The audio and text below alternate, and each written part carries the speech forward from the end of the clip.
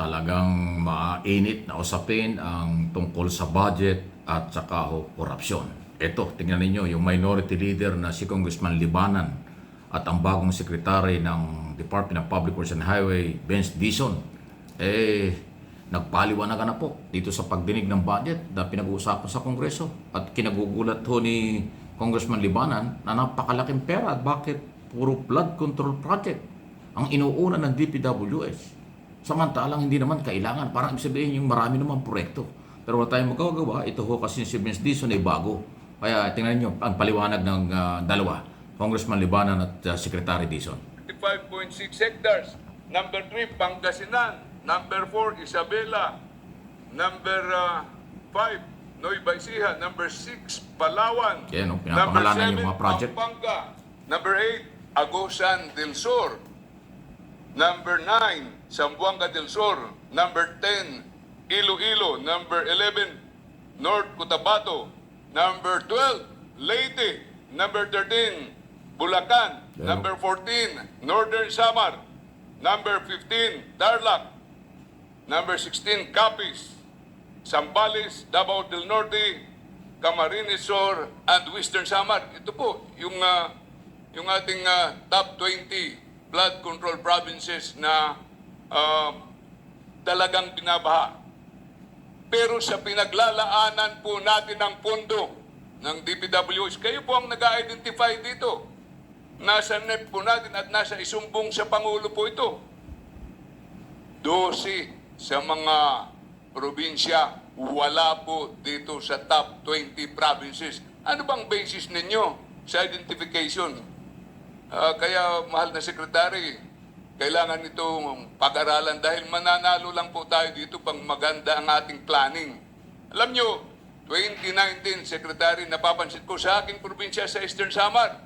Ano, hanggang yun ha, matindi Sa ho. bayan ko, San Rafael na barangay, top Eastern Samar, may nagsulputan mga proyekto.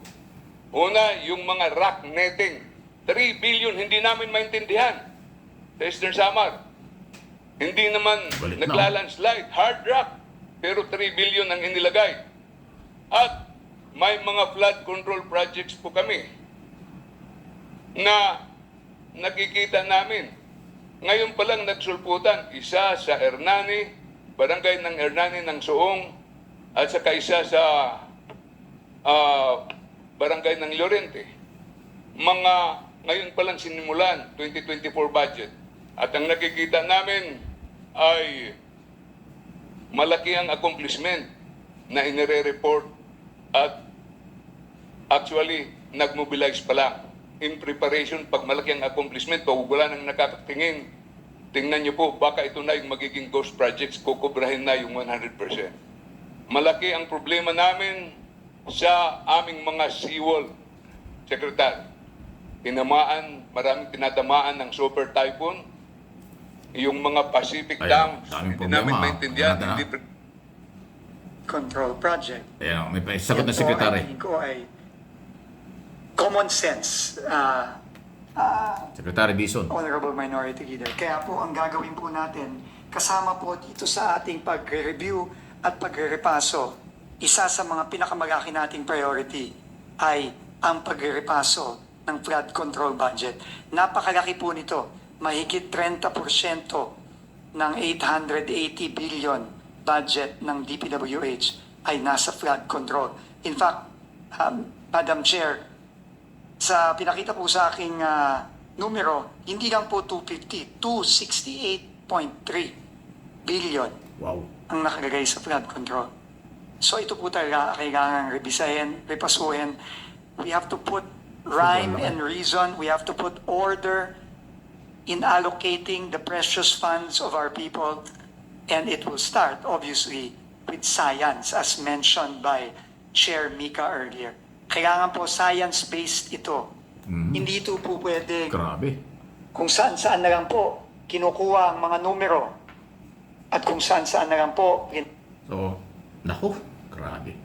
Lumalabas po ngayon, ang sinasabi ni Secretary Dizon, masyadong malaki ang ginawa ng DPWH sa paghahanda ng budget para sa 2026 para sa flood control program.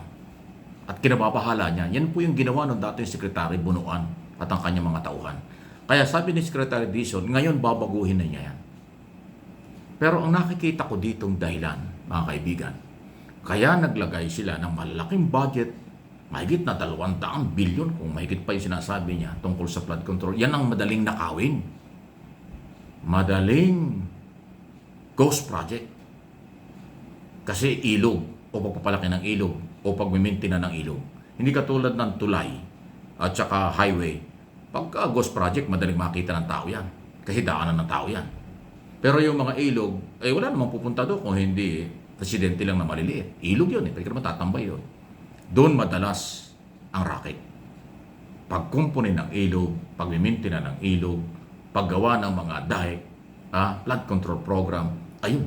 Kita nyo, sinabi ni Congressman Libanan, 20 mga probinsya. Bakit pinaglaanan ng malaking pondo para sa next year budget? Puro flood control. Hindi naman yan lang ang problema ng bansa. Ayun, sinagot na nga, common sense. Sabi ni Secretary Dizon, iyan ang ginawa ng nakaraan na secretary at dating opisyalis ng DPWS. Ayan ang ibig sabihin yan. Korupsyon na naman yan. Mukhang gustong-gusto niya flood control. Madali bang nakawin yun? Madali bang pagnakawan tayo sa isang mga project na yan? Kaysa sa ibang mga proyekto. So, grabe po.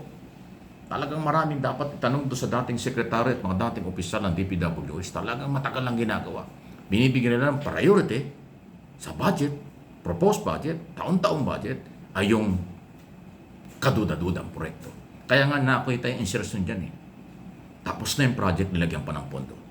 Kaya nga po yan, ang gagawin ngayon ni Secretary Dizon, na Secretary Pangandaman ng Department of Budget Management, DPWS, nire-review sa loob ng 2 linggo, re-review nila yung budget. Babaguhin ang lahat ng proposed budget ng Department of Public Works and Highway kasi nga kaduda-duda yung kanilang ginawang proposed budget. Tindi, ano ha? Oh my goodness. Kaya tulungan natin si Pangulong Marcos sa labang ito. Napakabigat po ng labang ito. Ang problema ay hindi ho lahat ng taga-gobyerno tumutulong sa Pangulo. May mga nasa sa gobyernong balat sibuyas, onion skin. Ayaw ng criticism. Pag napitik mo, nagreklamo ka agad, ginagamit yung kailang kapangyarihan para balikan yung mga pumipitik sa kanila. Kalokohan yan. Akala nila, pag ginipit nila ang mga nagsasabi ng totoo, titigil. Hindi. Lalo tayong magsasalita. Lalo natin sasabihin. Kasi kailangan natin tulungan ang Pangulo at labanan itong korupsyon. Tama yung ginagawa ni Secretary Dizon. Labanan ito. Magsumbong sa Pangulo. Iparating sa Pangulo ang lahat. At ang mga humaharang ng katotohanan. Yan ang dapat sibakin sa gobyerno. Yan ang dapat huwag manatili sa gobyerno ang humaharang ng katotohanan. Please like and share, subscribe and follow.